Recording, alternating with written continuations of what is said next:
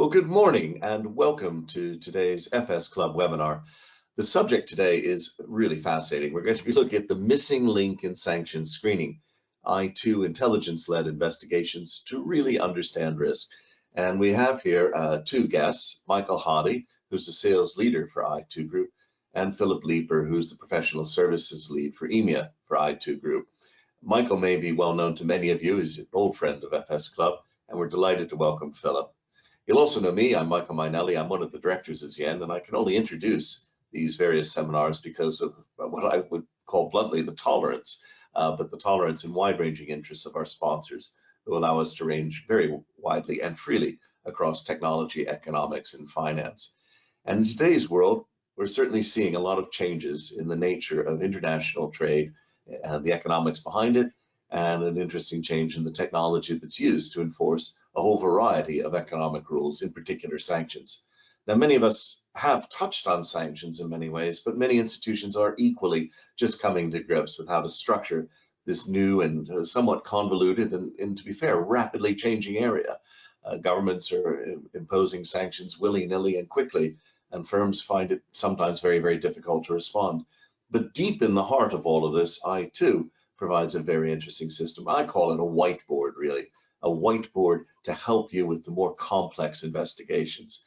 We'll be covering sanctions in many sessions going forward, but today I thought we'd just start off with a session on what it's like to do a real investigation. So you know the format. My job is to get out of the way as quickly as possible and hand over to our experts. Our experts will be speaking for about 20 minutes, and then we've got about 20 minutes for Q&A. Three quick items, if I may. Firstly, yes, this is being recorded, and the recording will go up approximately midday Friday, so you can watch it over the weekend with some popcorn, friends and family. Second thing is that we are, in fact, definitely putting up the slides, and in fact, I think they're already posted in the room and on the chat area. And finally, how do you participate? Well, we're all here, so we're not on Signal or Twitter, or we're not on email. The GoToWebinar has a question and answer facility. If you type your questions or comments in, observations, I'll weave them into a discussion with Philip and Michael. And anything that you do type into the chat room, I will hand on to them. So if you want to get a hold of them privately or whatever, they will get all of the Q&A with your email attached. Now, just to get the brain cells going this morning, we thought we would ask a few quick polls. So there are three polls coming up. Fingers on buzzers, please, here, if I may ask you. We're going to go most sanctioned, second most sanctioned, and third. So which is the most sanctioned country in the world? Many of you will be thinking, how does he know this? So the truth is, I just got it off the web, but our source here is reasonably good. It's Statista. Almost half the audience have voted. Philip and Michael, they're a very, very opinionated audience. We're up to 3/4 of the audience have voted.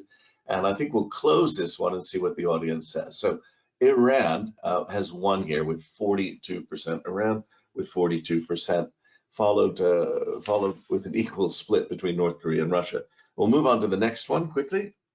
And we're after here, the second most sanctioned country.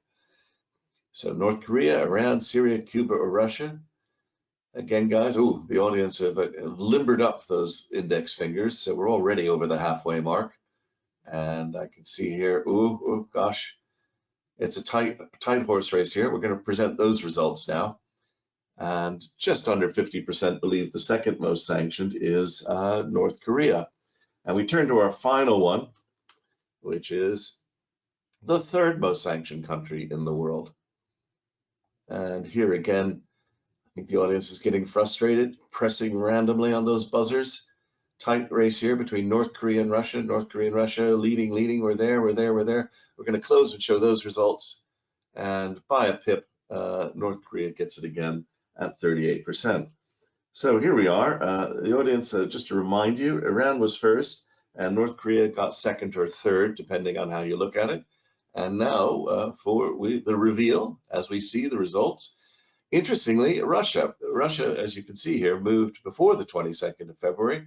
It was not doing badly anyway, in second place, if this is a race you wish to win, has now taken the lead over everyone, followed by Iran. North Korea, which you gave second and third, was actually only fourth. And of course, I personally found it quite intriguing that Venezuela, which I often forget, is on the sanction list, or Myanmar for that matter. Maybe it's the American living in my life that I wondered if Cuba would rank higher. But here to explain all of this are Philip and Michael. Gentlemen, the floor is yours. Smashing, thank you. Good morning, Michael, and hello, everybody. I'm Michael Hoddy, and my colleague Philip Leaper is here with us as well today. We're delighted to be able to meet with you and just talk through as to how I2 intelligence-led investigations help us really understand risk with regards to the missing link in sanctions screening. If we can go to the next slide, please. And that's our contact details, which, as Michael said, we will provide later on in the video link. So what are we going to talk about today? Obviously, what are economic sanctions? And I'm guessing everybody knows what they are, but we're going to touch on that very, very quickly. What benefit will we get from managing risk using intelligence-led data analysis? Who indeed are I2 Group? And how I2 intelligence-led investigations help to really understand risk in this area? And finally, and by no means least, what does it mean when the unknown unknowns are identified, possibly within your customers, your partners, your suppliers, and indeed your employees? Next slide, please. So what are economic sanctions? We put up a quick slide just with a very, very broad definition. If we look at the next slide, please, just very quickly. So what benefit will we get from managing risk using intelligence-led data analysis with regards to sanctions? We've put a few statements up there, but I think it's important to state that sanctions information is presented as a flat file format typically.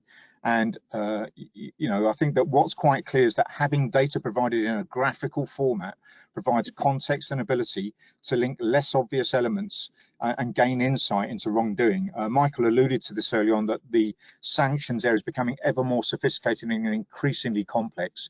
And it's fair to say that I2, with its long heritage and establishment of actually helping identify, using intelligence-led data analysis to identify risk and threat, plays a large part in particularly in law enforcement and financial organisations in identifying their risk exposure in this field. Next slide, please. So who indeed are I2 Group? So we're a well-established company, established in 1990 in Cambridge. We're a world leader in intelligence analysis software.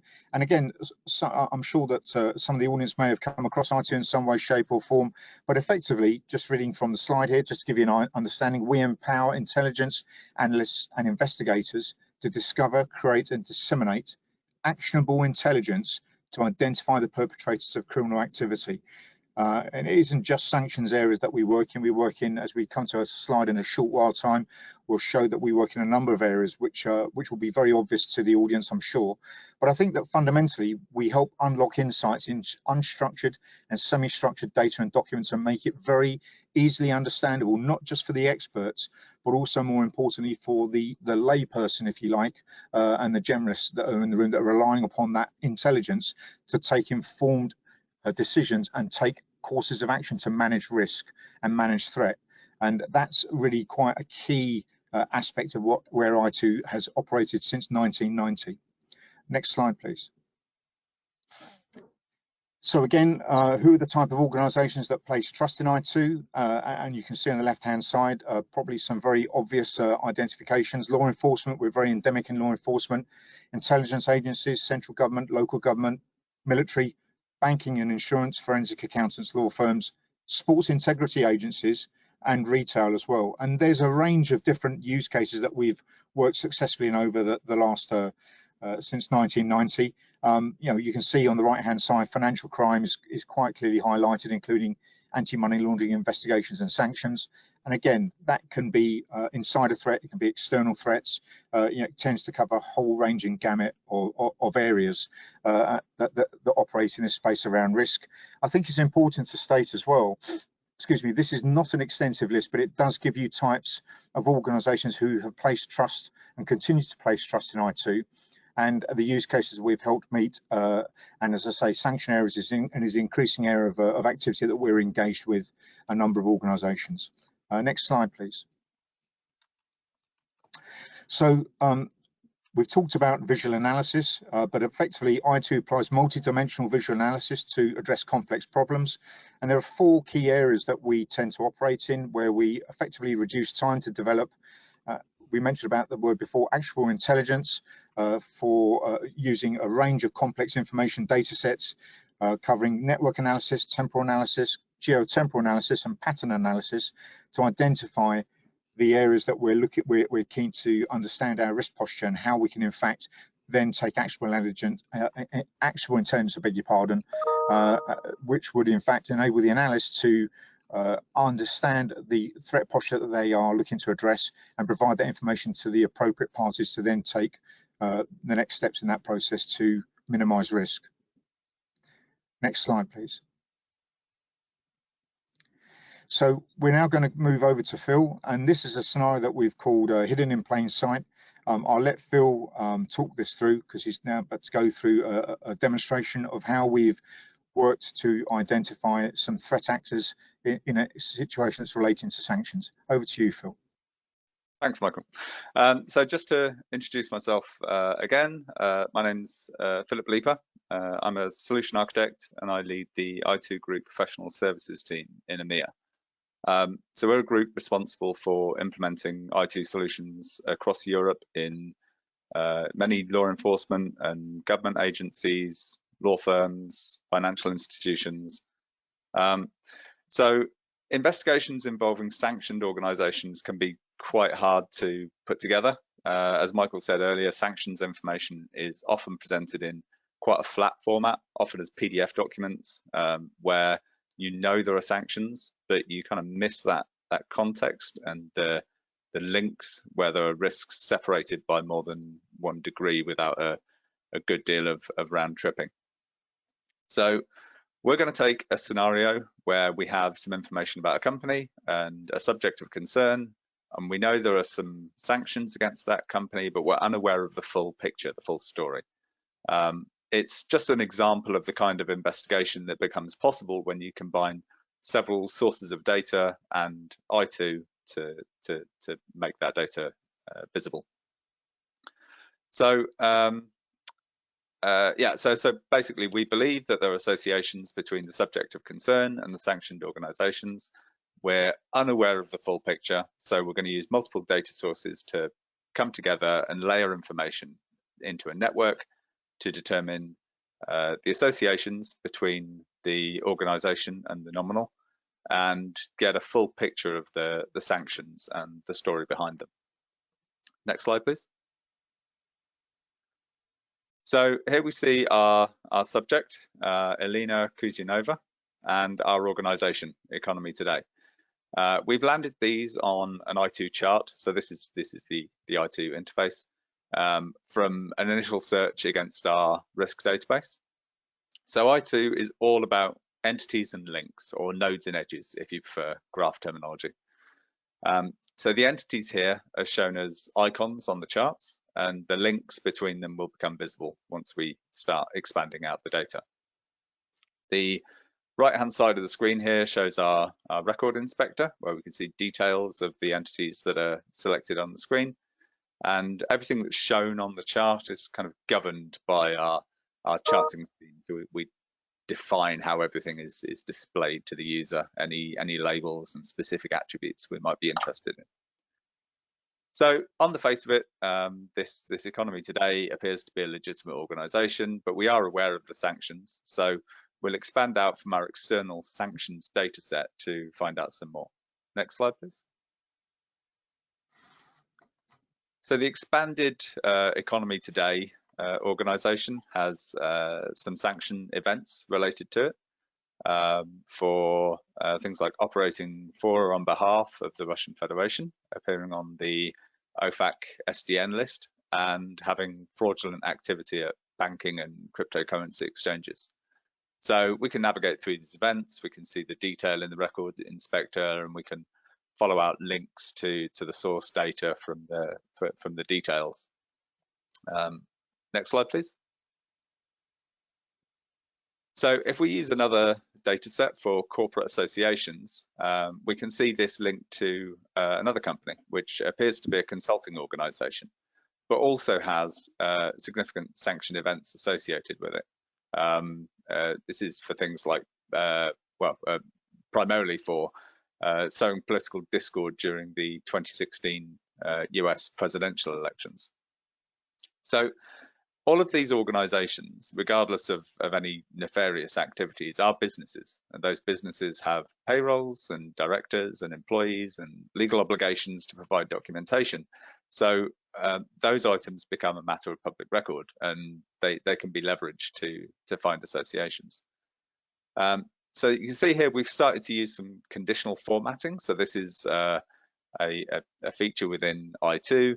So using sizing and frame color and shading to make it sort of visually apparent the items of interest that were under investigation here. This is quite useful when presenting a report to make it clear the purpose of the investigation, but also analytically, visually analytically, if you can highlight particular things on the chart visually and make them pop out, then you'll just see those associations much quickly. So Concord management is also on denied party lists and OFAC lists, so there is some considerable concern about this organization. So let's find out some more. Next slide, please. So using our risk database again, we'll pull some more information about Concord management and consulting, showing some detail on the sanction events that result in its high risk level that it's got associated with it. We also see an association with an organization called Azimut, and we'll touch on that a little bit later. But it shows 3 primary associates of this organization, one of which is our subject, Elena Kuzyanova.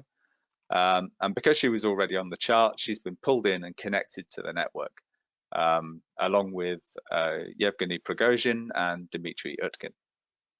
So chart fusion like this happens in several ways. If data is coming from the same source, it's simply a case of the IDs being aligned. If the IDs match, then they will automatically fuse on the chart by default, creating that network that you can see. If the information is being obtained from disparate data sources with no common identifier, we can leverage matching rules, where we can define a set of rules to automatically bring items onto the chart, together on the chart, in order to see those networks. So to continue our investigation then, we'll expand out the risk profiles of Elena Kuzyanova, Yevgeny Prigozhin, and Dmitry Utkin. Next slide, please. So here we start to see the full picture of the association between these individuals and organizations. So a quick open source intelligence check tells us that Yevgeny Prigozhin is a Russian oligarch and a close confidant of Vladimir Putin. He controls many organizations, but including this one called Concord Catering, which gained him the nickname Putin's chef, because essentially this organization catered dinners which Putin attended with various foreign dignitaries. There's a particularly famous picture of him serving food to George Bush and Vladimir Putin. So Concord Catering and Concord Management and Consulting are essentially the legitimate faces of this corporate structure that includes several nefarious organizations, including this one highlighted called Azimut, which is otherwise known as the Internet Research Agency. So this is the largest Russian troll farm that was effectively directly responsible for spreading falsehoods and disinformation about the 2016 US presidential election, which is directly where that sanction against Concord Management and Consulting comes from that we saw. Next slide. And yeah, also PMC Wagner is another of these organizations that's sort of entangled in this mesh, which is a Russian private military organization. It's involved in many Russian military campaigns, effectively used to perform deniable actions on behalf of the state. Its leader here, Dmitry Utkin, is a ex-GRU Special Forces officer and generally pretty unpleasant person, being covered in Nazi tattoos. He founded this group. Allegedly, his call sign is Wagner because it was Hitler's favorite composer, which is why this group is PMC Wagner. So Yevgeny Prigozhin is the financier of these organizations that are evolved in basically the highest level of cyber and private military operations in Russia. And these legitimate businesses, Concord Catering and Concord Management and Consulting, and the others, that appear less less problematic, are effectively used to provide funds for the less reputable areas of the organization next slide, please. So just for kicks here, we'll expand out the PMC Wagner organization to see the collection of individuals who are associated with that group. And these effectively represent the top brass of the Wagner private military company. So I'm just viewing this in a standard peacock layout. But if I wanted to reorganize this chart to show hierarchy or organization structure, to minimize any cross links and make it clear how these things are linked together, then I can do that. This chart will rearrange and whatever is best to visualize the data that we have available. Next slide, please. So once we have a network on the chart, we can start to use some of the analytical capability of I2 to make it clear where these associations are, such as list most connected. So this will find entities on the chart that are most connected to others. If flow is important for financial transactions, for example, you can have most inbound, most outbound, that kind of thing. We can use social network analysis, so nothing to do with Facebook or Twitter, but this lets you find from a complex set of relationships the idea of kind of closeness and betweenness and where the gatekeepers of communication are. There's a whole branch of mathematics that's dedicated to this, and it's built right there into the tool. And where there's date and time information associated with the entities, we can use temporal analytical techniques, so histograms and heat maps to view the data from that perspective. So you get lots of opportunities to slice and dice the data in the ways that that make most sense for your investigation. Next slide, please. And lastly, with the presence of geospatial data, we can view this data in a geographical context. So seeing here that our subject, Elena, spends her time between St. Petersburg, Moscow, and Alexandria in Egypt. So now we've completed our investigation, I can print this as a report. That can be a presentation to seniors or perhaps as documents for evidential submission in a court case. I could save this chart to our chart storage area where it's versioned and indexed and becomes searchable to other investigations. So that could be picked up again in the future and either used to enrich another investigation or add more data to it to establish further connections and build out the network. And if we have the top tier I2 product, Enterprise Insight Analysis, we can also write all of this graph data back into our internal intelligence database, the information store, and that stores the graph and then allows other analysts and investigators to leverage that information directly from the intelligence repository through quick searches and visual queries. Next slide.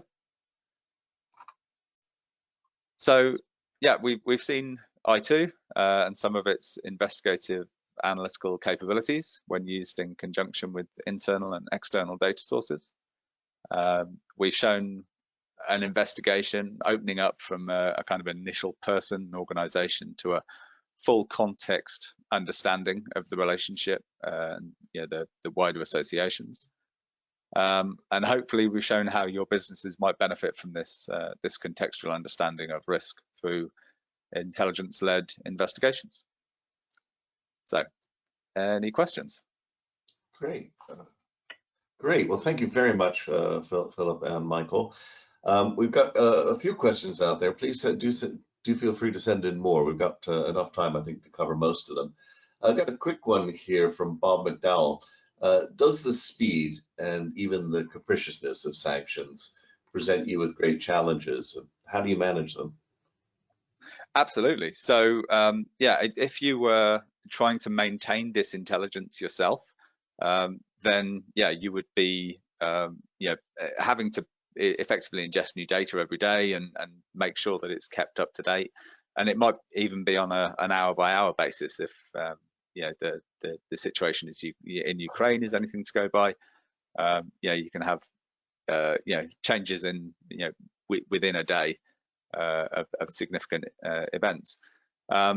That's, I guess, the benefit of using something like here. Here we have a risk database that we're connected to, and that is a public service. It's a public data set.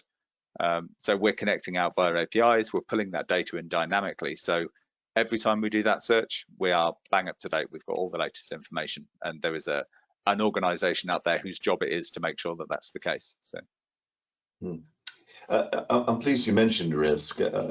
Mostly when I see people talking about risk at a risk management level, there's a lot of probability type stuff. What you showed was kind of almost deterministic. How do you handle probabilities there? So I mean, the risk really is about the company being on a list, or being highlighted as some entity that's not that's possibly a problem to do business with. So that is essentially deterministic. If there is a sanction against that organization, then there is a risk there. So. Okay. Or indeed, Michael, an individual as well. It's not always organisations. So some individuals may be listed on a sanctions list as well. Now we've all had Kafka-esque catch-22 situations with bureaucracies. Surely not all the data is perfect. What happens to individuals who find themselves on a sanctions list and don't belong there? What should they do about it? That's a good question. Yeah, I guess there are channels to go through to resolve those kind of things, but yeah, okay. I mean, not my area. Nor mine, I'm afraid. Clive Bullen is curious. What are your biggest wins? Have you got an example of actually getting people convicted, for instance? Well, I mean, bear in mind we're not an investigation organization. We provide the software to organizations that do, and oftentimes while we are cleared, security cleared to quite high levels, we are not involved and not informed when when they get the big collar. So. Okay. Mike Wardle is curious. Are there areas of the world where it is more difficult to gather this data? How does that feed into the risk profile? I imagine there is, but again, we probably wouldn't suggest trying to gather the information yourself.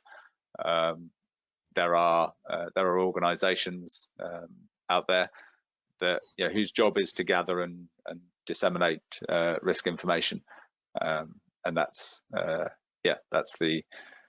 aim of those organisations. We simply take that data and present it. And with regards to that data, Michael, some of that data that we connect into could be free data, for example, that's provided by the likes of Companies House or Twitter, indeed, through where we get an API connect into that, or indeed, maybe there are, as Phil's alluded to, there's quite a wide range of third-party external data set providers that specialise in particular areas, and some of them specialise in particular in sanctions-led engagements around individuals and companies for this particular topic. Other data sets specialise in company data that may be relevant to supply chain investigations and all that good stuff as well. Yeah, I was quite surprised at just the sheer number of sanctions that exist, and the difficulty in keeping track of that alone. Just it floored me.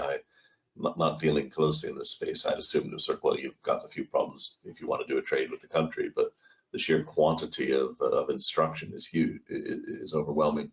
And as I said earlier, this is often presented in quite a flat format. If you go to one of these agencies and say, what's the sanction information about this organization, you will very likely get a PDF report back, which is great. But then, that leads you to think, but what about this company?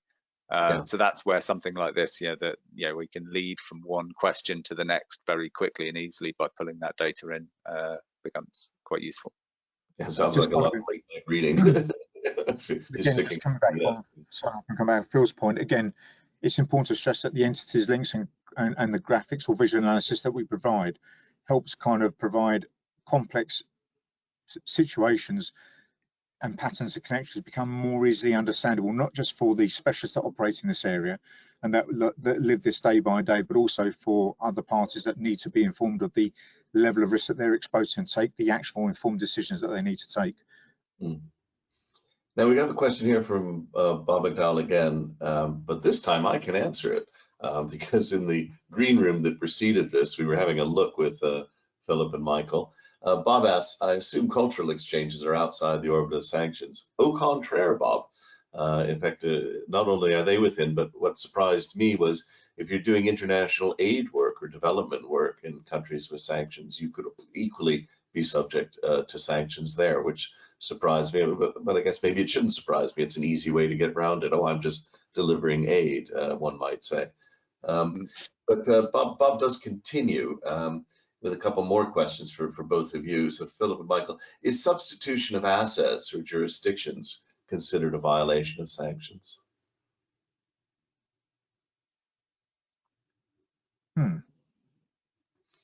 I have to go back to my my sanctions e-learning. You've got me. I can't remember off the top of my head. And does your work extend to investigations of violation of trade rules and treaties, or is it just strictly sanctions? The data can be anything you like. Yes, sanctions is one one use case of the IT product set, but we are an intelligence platform. You can load any intelligence in there from crime data, car theft, insurance fraud, people trafficking, sexual exploitation, troubled families. I mean, sadly, the areas that we tend to operate in, particularly with law enforcement, are quite often some of the most unpleasant parts of society that we get engaged with. So the point is to load the data in there and then use the analytical tools. So if that included trade data, then absolutely. Okay, so just feeding it back, I2 works in a wide variety of areas, but today we've shown I2 applied to sanctions data. Correct. Bob, just clear, but good question, Bob, and important to clear that up. Does an organization like I2 itself come under threat of sanctioning or sanction because of the nature of the work that you do? Absolutely. Well, we are subject to the same sanctions as everyone else. So where it has happened where we have been doing business with an organization that is located in a country that suddenly has sanctions put upon it. We have to stop that business, same as everyone else. Does that cause problems for you though in terms of acquiring data? I mean, if you want data about Russians, and I'd assume Russia's a good source for it, but you're not able to pay for it. So does that put you in a spot? Yes, it puts us in a very tricky spot. But we are in a global world, and that data is always going to be available from somewhere else. So we seek an alternate vendor. Fine. Just I'm beginning to see some of the complexity in this space. Now, you made a reference to something that I've always been interested in, which is open source intelligence. Could you expand just a little bit on OSINT, I think people say, and how that fits into you in probably more in a thematic way, if you know what I mean, as opposed to the data integration. Yeah, absolutely. So OSINT is essentially it's a data source type for us. It's a it's not an individual data source. It's information that's pulled from all over the internet, from various different locations. It could be someone's Twitter information. It could be some social media information. It could be sort of historical website views. It could be kind of whois type IP address lookups on for cyber activity. So it comes from a lot of different locations, and the point is to land all that open source intelligence. So open source meaning that it's kind of not really it's available publicly without having to go and go behind some paywall to find it. And to land all that information in one place, which allows you to view the networks and explore the relationships between those disparate data sets. And that's where I2 really shines, is pulling together those disparate data sources. And can you give people a feel for sort of the scale of the data that you're managing? I know that's a hard question because you spoke about the flat files and sanctions, but across the space, how do you measure the quantity of interactions, the volume of the data that you're handling in I2 that you're presenting to clients? So, I mean, the volume of the data from our perspective doesn't really come into it, because if we're connecting out to external data sources to pull in information from Twitter and from Moody's and from GBG, all these places, we might individually those silos might be petabytes of information, but we're querying them ad hoc. So there's no way to tell really how much of that information our customers are pulling back. It should be worth saying that this is not a software as a service solution. This is something that someone would install on a local machine or have running within their own environment. So so it's not something that we can get metrics on kind of centrally, if you know what I mean. So I mean, within the OSINT space, there's talk of all sorts of new data sources being available. What's sort of the hardest data for you to integrate, or what data are you looking to integrate in the near future that hasn't hitherto been there? For example, voice recordings or things like that. Yeah, so I mean things like that. Yeah, so anything that's unstructured, anything that's binary is generally quite hard to integrate. If we've got structured data, then we generally have no problem bringing that in and visualizing it and representing it on the chart. Where it becomes more problematic is if you have, for example, just a PDF file or a Word document that someone gives to you and says, that's our information. We need to see what that is. However, we have integrations with partners who do excellent entity extraction from unstructured data like that. So they will be able to look at a PDF document or a Word document, skim through it, pull out the people involved within, the dates and the events and the associations between them, and effectively turn that into real intelligence in an automated way. You said binary. Could you just explain what you meant by binary? So sorry, binary being things that are not in a readable format. So things like voice recordings. Okay. So I just I had it as unstructured. My fault. And is there a particular data source that you'd die to have but you can't at the moment? Oh, data question. Well, if it was Christmas and exactly. I mean, something like sort of full access to Facebook or something like that would be would be really interesting, or the Google Knowledge Graph, because this is essentially the secret sauce of these organizations. They tend to be a bit cagey about it. There are ways of getting things like Facebook and Instagram information. There are I guess official ways, and there are not so official ways. The the official ways tend to be very, very expensive and don't give you everything, and the unofficial ways are I guess you are in a constant arms race with these organizations who are trying to stop people doing exactly what you're trying to do. So okay, well, this is being recorded, so I'll pause there. Another question here from Hugh Purser. Now, a decision on what action to take with the intelligence that's gained from the I2 system, action still needs to be taken. And does your work sometimes strengthen your clients' predetermined biases? Yes. Fair answer.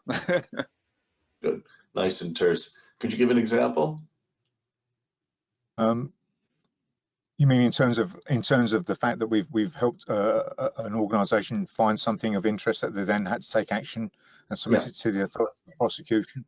I think we work quite a lot with law enforcement, particularly in the UK. We work with all of UK law enforcement and the judiciary, and again, I2 is used in that context to actually help pull together investigations, some stuff that are complex over many, many months, sometimes years, and then present that information in a court of law in front of a jury.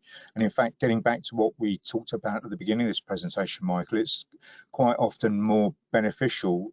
It's obviously beneficial for the analysts and the intelligence folk to kind of understand the threat of the risk, but actually to the layperson in a case of trying to effect a prosecution who probably don't understand and find it quite difficult to follow all of the layers of complexity.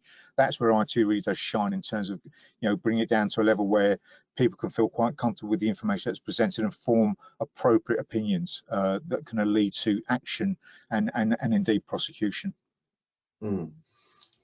Well, I think, from the point of view of the FS Club, where we do have a large chunk of people within financial professional services, it's an eye-opener to see what is effectively the sort of whiteboard that we would see on, I don't know, a cop show, CSI or Law and Order or something. That's the board. And you've automated it. You've provided the evidence, the audit trails, the connections and the data sources to make that happen. So, frankly, it's quite impressive. I almost want to play around, but to do that, I'd have to find something that I needed to investigate as a case. But I think that's quite cool. Just before we close, any final words from either of you on perhaps, when should people wake up and say, oh gosh, that's the sort of thing where I might need to use that type of system? I think it depends upon your appetite for risk, doesn't it, really? I think that, it's not just for regulated, it's also unregulated firms as well. It's for organisations that operate in, in government and local, both national government and local government.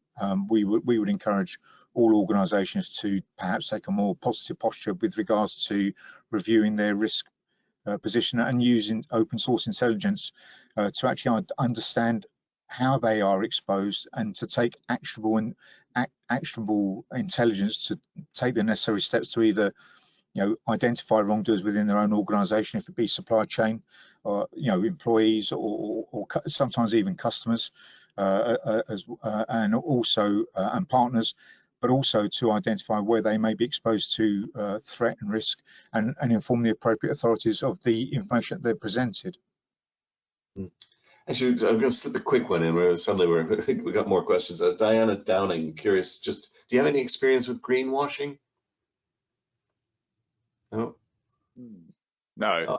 We'll be sending the Q&A to you and you can get a hold of Diana then. Well, look, it's sanctions is a growing area, and I guess every time you see conflict where people are saying, oh, we need to sanction it, you're probably salivating. But I think it is a salutary reminder. From my background, I would say, I wish I'd used a system like this when I was doing forensic accounting, which is equally useful. And I often wonder in a positive way about marketing.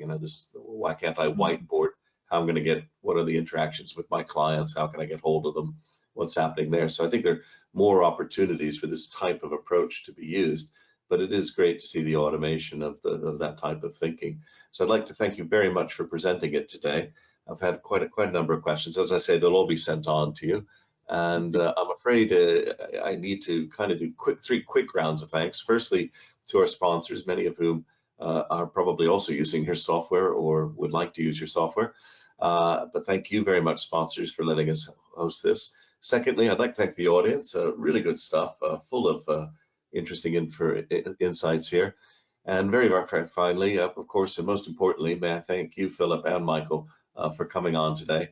I'm afraid there's a bit of a tradition here at FS Club. We don't have an applause-o-meter or anything like that, but we do have our little Korean karmic clapper, and I'm afraid that'll have to do for applause from the audience, but I can see a number of comments coming in thanking you and praising the webinar. So well done to all of you. You can see up here forthcoming events. As ever, folks, please just go to the website, but I would point out on Tuesday we have David Doyle giving us, as ever, his 6-monthly update on EU financial services legislation. And it is always far more interesting than you think it will be. But the rest of it's up there. And we look forward to seeing all of you back here on the next webinar. But thanks again, Philip and Michael. And thank you, Michael. Thank you, everybody, for listening to us today as well.